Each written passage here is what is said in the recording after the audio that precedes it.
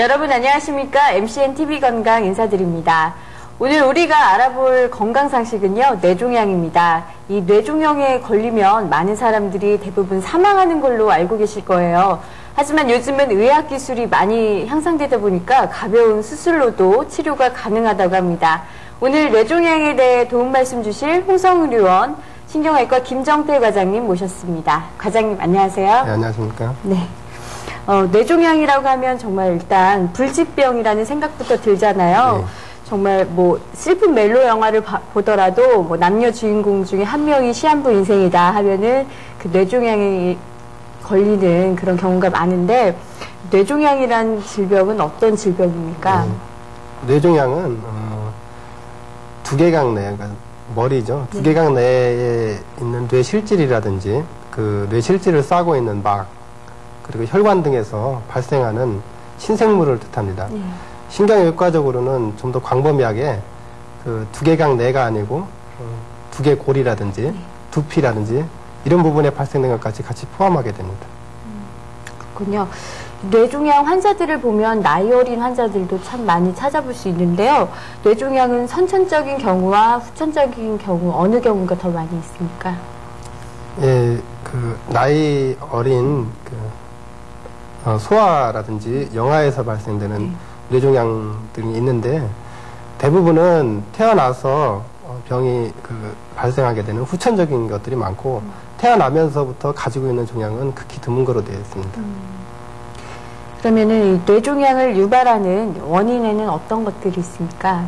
예, 최근에 인간 게놈 지도가 완전히 해독이 됐고 유전학이 상당히 많이 발전하게 됐습니다. 그래서 뇌종양에도 지금 유전학적인 면을 발생 원인의 유전학을 지금 적용을 시키고 있는데, 유전자 발현에 조절에 문제가 생기는 종양 억제 유전자와 종양 발현 유전자가 있는데, 그 둘 사이에 불균형이 생기게 되면 정상 세포가 종양으로 발전을 하게 되고, 또 한 가지는 유전자 손상에 기인하는 경우가 있는데, 유전적인 가족성을 띠는 종양이라든지, 뭐 유전자가 결함이 생겼다든지 아니면 유전자가 하나가 없다든지 하는 그런 데서 생기는 종양이 있겠고, 유전자 손상에 기인하는 것 중에 하나는 또 발암물질이라든지 방사선, 그리고 바이러스 등이 있겠습니다.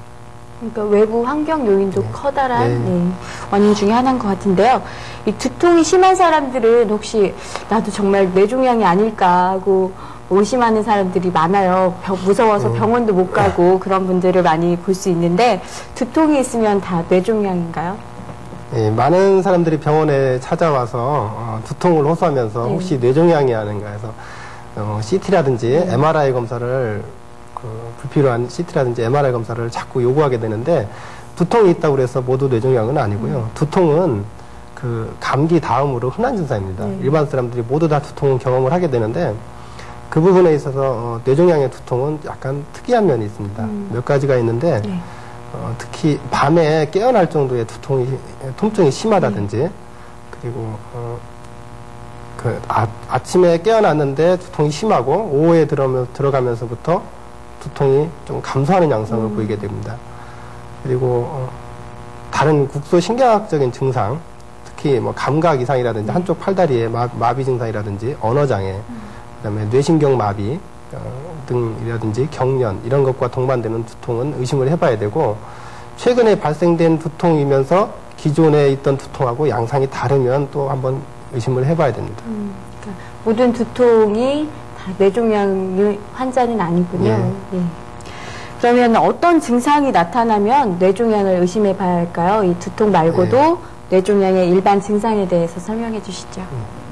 뇌종양의 가장 흔한 증상은 역시 두통이고, 하지만 두통만 가지고서 뇌종양을 진단 내릴 수는 없고, 증상이 여러 가지가 나타날 수 있는데, 뇌를 압박해서 나타난다든지 아니면 뇌를 자극을 줘서 나타난다든지 하는 여러 가지 증상이 있는데, 흔한 거 순서대로 하면은 눈에 안쪽에 유두라는 데가 있는데, 그곳에 부종이 생겨서 뭐 시력이 감퇴한다든지 뭐 그런 증상이 나타나는 유두 부종이 있을 수 있겠고, 또 하나 흔한 증상으로 오는 것들이 경련입니다. 최근에 발생된 없었던 경련이 나타난다든지, 그리고 국소신경학적 증상들, 언어장애라든지 팔다리 마비, 안면 근육의 마비라든지 아니면 난청 이런 것들을 호소하게 되고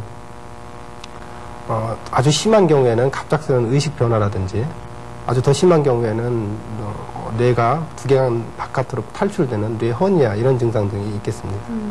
네, 두통이랄지 뭐 경련, 의식 변화 같은 그런 증상이 나타나면 일단 뇌종양을 의심해 봐야 할 것 같습니다.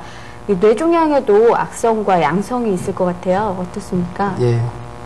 두개강 내에 발생되는 종양은 악성과 양성으로 나누긴 하지만 네. 양성이라고 해서 그 생명에 위험하지 않느냐 그건 아닙니다.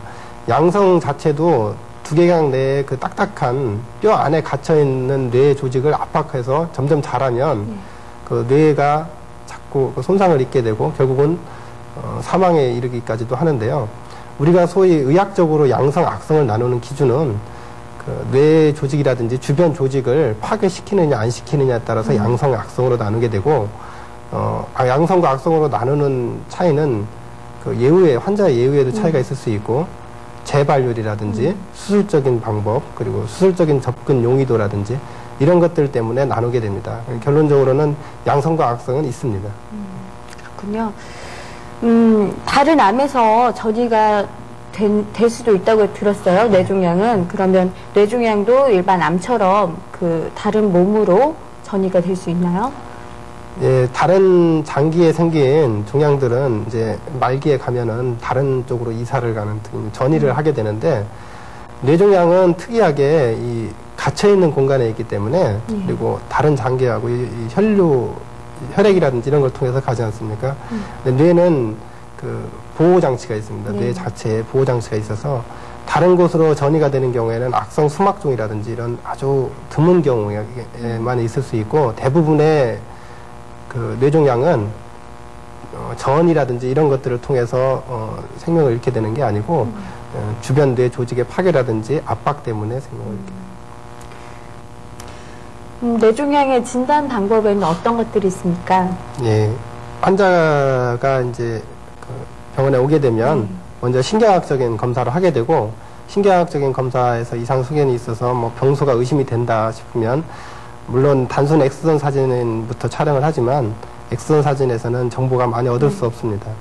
최근에 이제 발달한 CT라든지 MRI, 뭐 기타 여러 가지 장비들이 있겠는데 CT 자체만으로도 뇌의 병소를 확인할 수 있고 하지만 MRI를까지 촬영하는 이유는 그 뇌의 악성도라든지 양성인지 악성인지 아니면 다른 부분에 또 보이지 않는 병소가 숨어 있는지 주변 조직은 얼마만큼 침범을 했는지를 알기 위해서 MRI 검사를 시행을 하게 됩니다.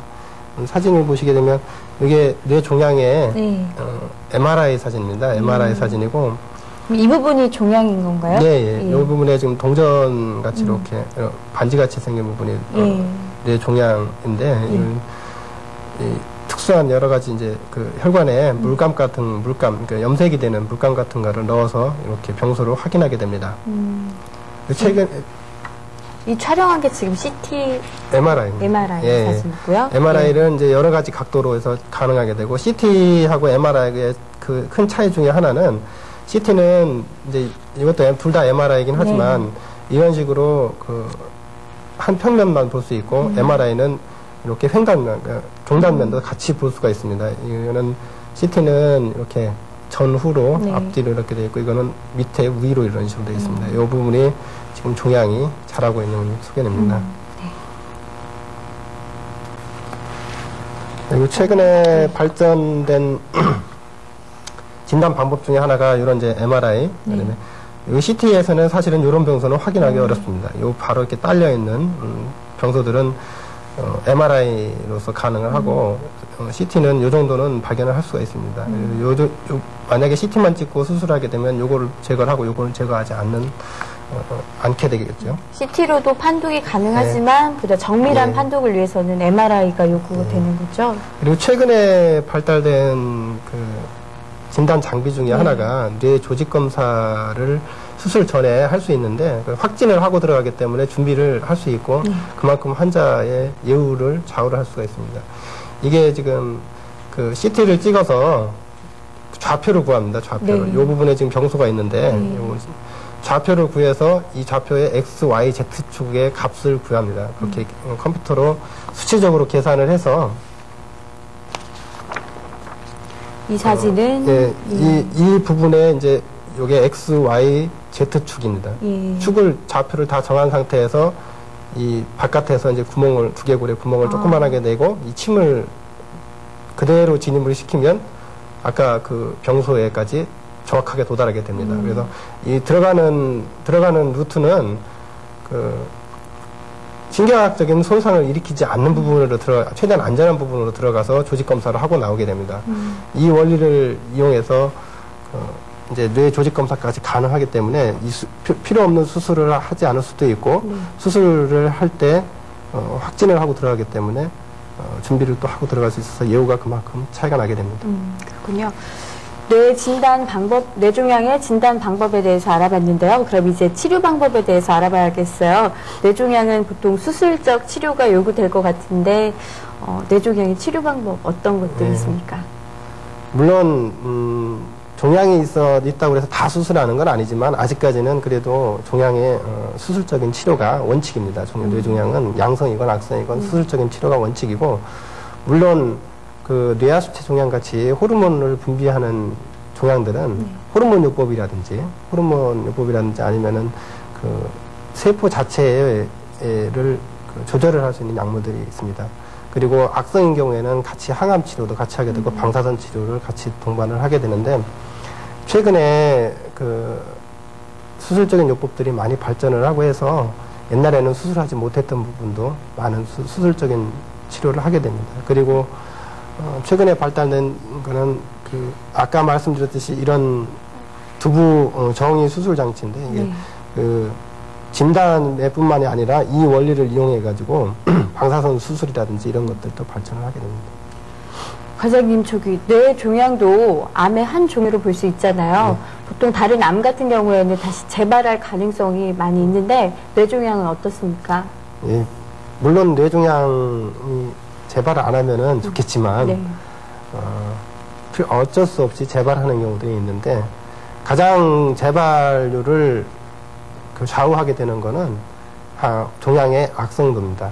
종양이 악성으로 갈수록 완전 절제를 해냈는데도 불구하고 주변 조직으로 침습이 돼 있기 때문에 또 다른 병소에서 재발을 할 수가 있고 양성인 것 같은 경우에도 워낙 깊숙한 곳에 있다든지 주변에 너무 위험한 구조물들이 있다든지 해서 부분 절제를 하고 나오는 경우가 있습니다. 부분 절제를 하는 목적은 신경을 감압을 시켜서 다른 신경학적인 증상들을 호전을 시키기 위해서 하는 거고 만약에 재발을 했으면 이제 그 다음에는 다른 방법들을 통해서 뭐 항암요법이라든지 방사선 수술이라든지 해서 치료할 수 있는 방법이 또 있습니다. 그렇군요. 그럼 이제 최근에 발전한 뇌종양 치료 방법이 있다면 소개해 주시죠. 뇌종양의 뇌종양 수술의 획기적인 혁명을 일으킨 거는 현미경의 발전입니다. 현미경이 최근에 아주 눈부시게 발전을 해서 배율이 300배 이상까지 나오는 현미경을 보면서 수술하기 때문에 주변의 정상적인 뇌 조직은 최대한 살리고 병소만을 정확하게 찾아서 절제를 해내고 또 두 번째로는 영상 진단의 또 발전입니다.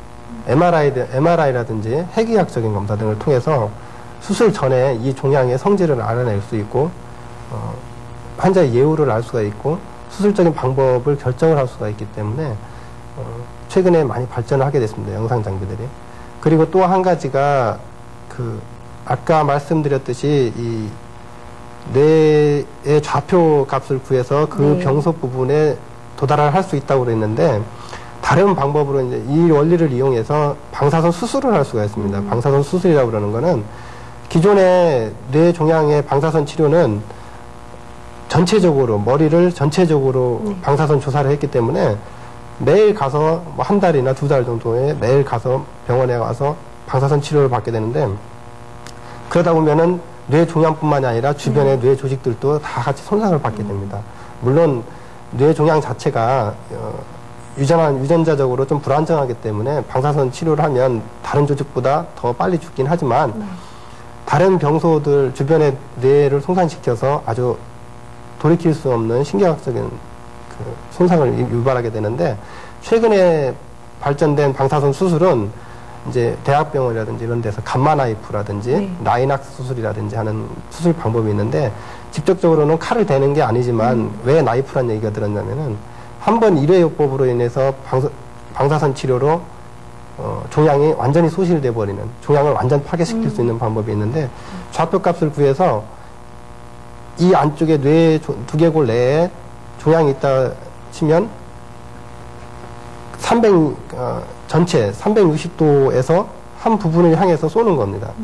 그 방사선을 이쪽으로 쏘고 이런 식으로 이렇게 360도로 쏘게 되면 나머지 뇌 조직들은 한 번 정도만 지나가게 되는데 방사선 양이 요 포커스가 맞는 부분은 360도에서 100번을 쏘게 되면 100번을 한꺼번에 맞게 되는 겁니다.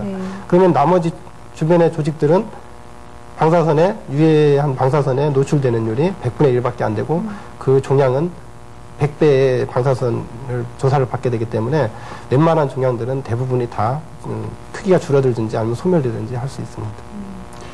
오늘 뇌종양의 원인이랄지 치료 방법 등에 대해서 잘 알아봤는데요. 과장님 끝으로 뇌종양에 대해서 다시 한번 정리해드리고 싶은 내용 있으시면 전해주시죠.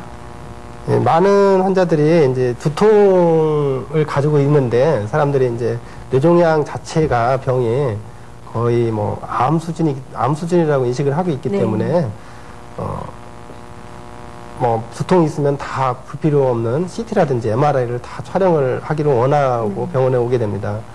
근데 그러시지 마시고 그렇게 되면 의료비 상승이라든지 이런 다른 문제가 될 수 있고 두통이 있으면 꼭 전문가의 신경외과라든지 신경과 등의 전문가를 찾아서 자기가 이게 뇌종양으로 인한 두통인지 아니면 그냥 만성 편두통이나 긴장성 두통인지를 감별을 해서 꼭 필요한 경우에만 검사를 하게 되고 또 뇌종양이라고 그래서 다 사망을 하거나 다 이렇게 신경학적인 후유증이 남는 건 아니고 최근에는 많이 발전을 했기 때문에 먼저 자기가 아까 말씀드렸듯이 그런 증상이 있으면 병원에 와서 전문가하고 상의 후에 진단을 받아보시는 게 좋겠습니다.